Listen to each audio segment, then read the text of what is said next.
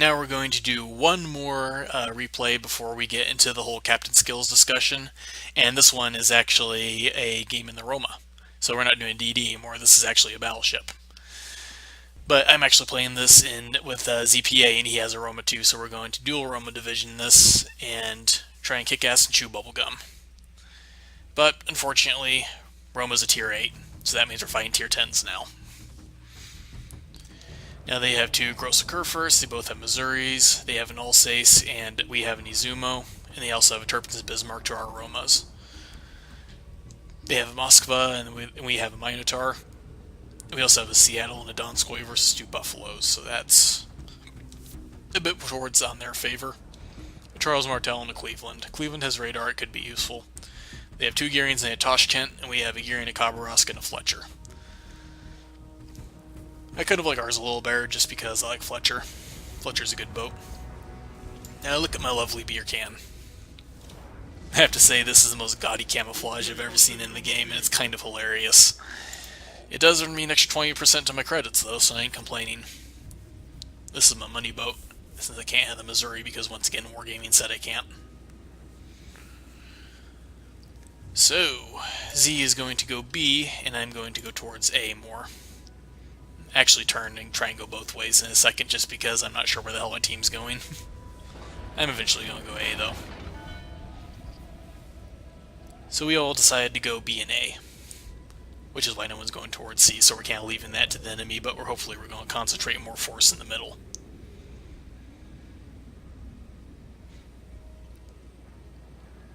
So yep, I follow them in. I'm only going about 3/4 speed right now because I'm a tier 8 in a tier 10 match. They can go first. I'm going to support them instead of going in myself because that's just going to lead to me getting murdered.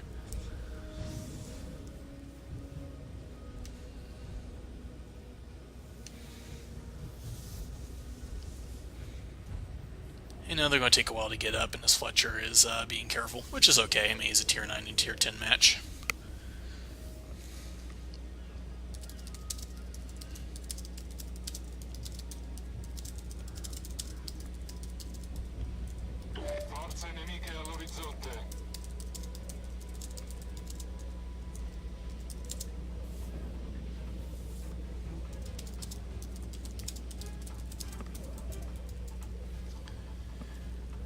Okay, the Moskva is over there. We have two Ds and Bs, so luckily we made theirs run away. They're gearing. Now the second gearing is over here, A, as you'll see. The Fletcher isn't really much of a match against the gearing firepower-wise. Luckily Roma has very fast guns with very good AP shells. So we go ahead and get an overpin on them. I mean, it's not much, but it's something. And we defended the cap. And that's when the Alsace comes in. He's being very aggressive because of a secondary build, so if he's going to go broadside onto me, then I'll go ahead and oblige him with some AP pins.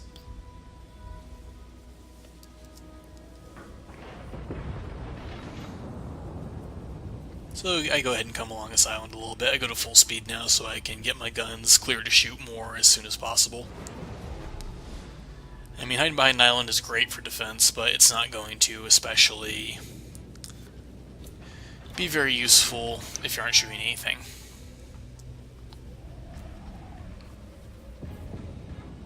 So yep, Alsace is getting nice and nailed, and he is finally starting to realize that this might not be such a good idea. So we go ahead and get some pins on him. 4 pins is pretty good. Now we try and turn out, but I probably should have turned in instead, but luckily the dispersion gods grant me some durability and I don't take a citadel.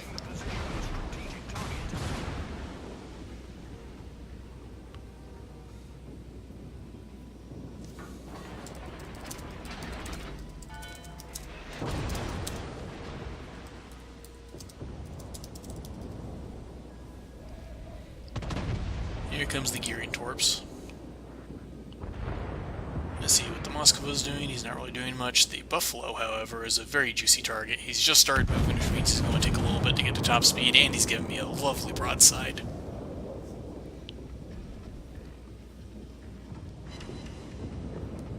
There we go. But see, sadly I get overpins to the citadels. But luckily I got more pins to the Citadels too, so it works out. And Z actually took first blood. I didn't see it at the time.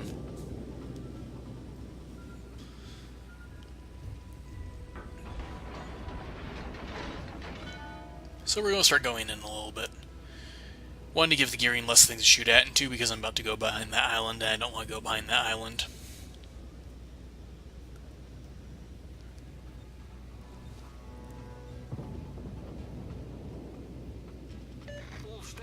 Yep, so there's the gearing, still doing his gearing thing.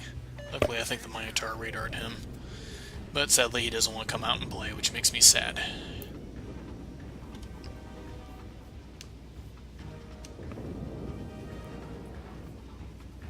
Luckily, he's getting nailed from pretty much every direction, so he's going to be dead soon.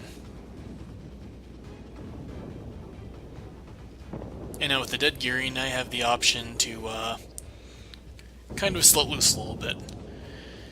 But our team pings that, one, he's being chased by a Tashkent, and two, they have 3 BBs over there getting ready to steamroll into B. That's a problem, so I turned tail to go around here to help these guys out. And actually, Z is about to do a cap defense thing, and this actually shows, one, the durability of the Roma, and two, how effective a really good crossfire can have. So I just use my scout plane so I can get some shots on these guys before they get into range.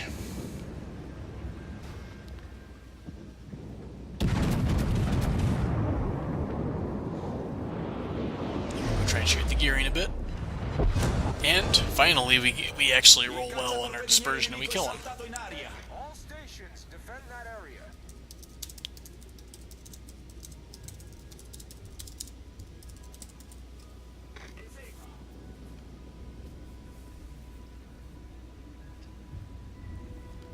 So yep, we killed the Tashkent, which is good, so we're going to go around here. And as you can see, Z is about to pull off a 300 right here and do a "You Shall Not Pass," and it's going to be amazing. And this is where the crossfire comes into play. He can shoot at this angle. I'll be over here and I can shoot at this angle.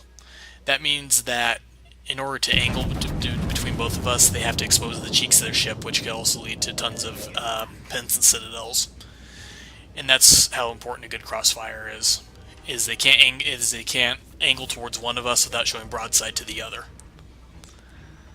And Z is right here. He has no one over there that can really accurately shoot him. They're all busy with these guys, so he can go straight forward, and he's perfectly angled to all 3 of these guys, and they can't actually do much to him. And 2 of them have the Bismarck and the Tirpitz over there, so their HE's pretty bad. So this is actually a really good position for him, and he's going to tank tons of stuff like a boss, as you'll see in a minute.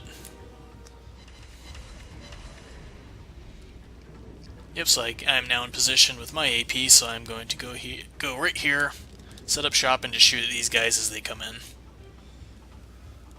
Sadly, Roma's AP doesn't reload quite as fast as I'd like.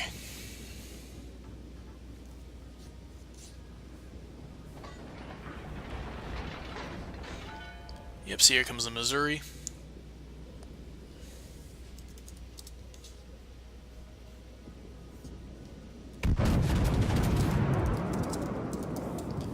And yep, see, Missouri has given us a lovely broadside, and we get a citadel. Right through the cheek. And see, Z's health has barely moved at all at this point. He's still at 39k, so he's actually tanking like a boss. And see, the Missouri is now trying to turn towards me, but he's going to give broadside to Z. And right here I can get this right through his cheek.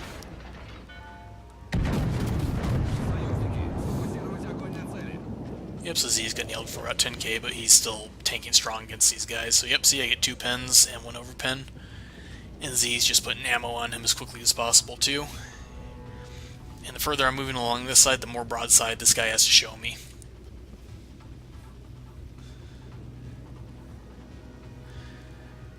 And yep, see, he has took more hits as Missouri's about to die. So I try and get some ammo on. I'm not sure if I actually pick it up, though. Nah, I don't. Z gets it with secondaries. But yep, see, we managed to take down a tier higher BB just by having a crossfire against him, and we both survived. And this guy's like, we stomped A as a group and then split up and started dying. I don't know what you're doing, dude, but we're doing just fine.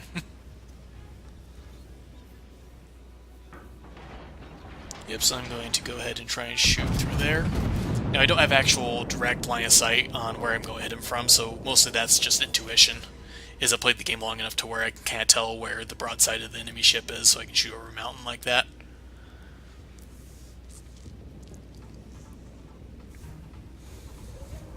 And here goes the Tirpitz. And the Bismarck is there, trying to knock at Z. However, the Roma, unlike just like the German battleships, doesn't have very good performing HE, so that's why I'm using AP and just going for superstructure hits. In this one, this guy is talking about if you kill them all, why the caps matter.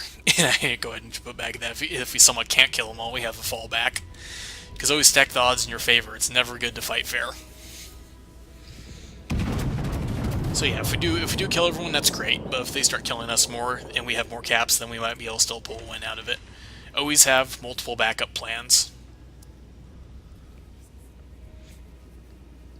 If you can get any kind of advantage over your enemy in any way, take it. Because maybe we couldn't kill everybody. Maybe they'd pull back somehow or manage to detonate somebody or do a devastating strike. And Z, sadly, is about to fall. Sleep well, Great Prince. But yeah, he was a badass. He took so much freaking damage. And luckily I'm almost at full health, so I'm going to go ahead and take his place and go in and try and kill that Bismarck.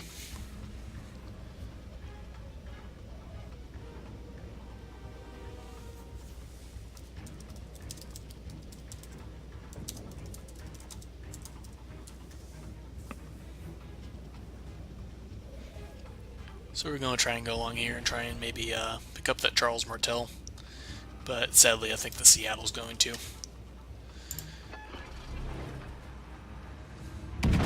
Yep, I try and get shots on there, but I think he has, yep, Seattle gets it. So there we go. Now I'm going to, I can't force a turn out against this island, but that's okay. I can still get 2 of my guns on target. I just don't want to give broadside to his Bismarck in case he was looking at me. Luckily he isn't, but he could have. So yep, he aims with secondaries, but one of the good things about the Roma is the Roma has fantastic armor. I don't know the exact number, but the thickness of the deck armor is actually thick enough to where 150mm IFHE shells shatter on it. So that means you're immune to Kutuzov HE spam, you're immune to Cleveland HE spam. It's an absolutely wonderful thing to have as a battleship, because it cuts out almost every light cruiser's DPS against you. So me and the Seattle are going digging up on this guy, and he's giving me a lovely broadside, so I'm going to try and shoot him through the cheek.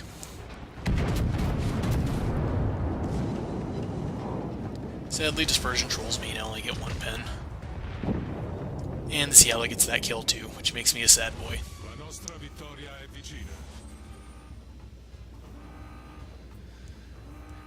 And at this point, the game's pretty much done. We're in the mop-up phase. They have a Moskva over there, and I think they have a grosse first over there. Yep. Or that's Buffalo, never mind, not the Moskva. The Moskva was over there. Yep, so we're going to try and get some AP through his cheek. I think I aimed a little too high, though. But he turns in, sadly, and I only get an overpin.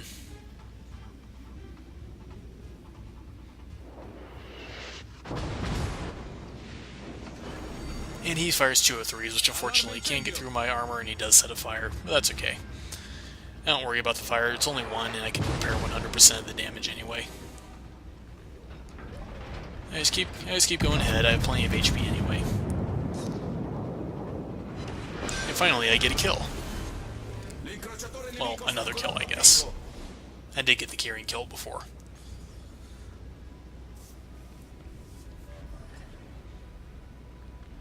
Yep, so I'm going to try and get some ammo in the Kerr first to go ahead and pad out my damage number until we win.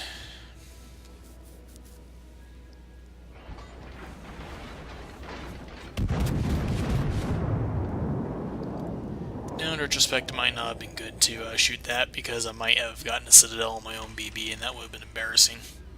So that's why I'm not firing right now, or I'm not planning on firing. I'm just going to let him do it.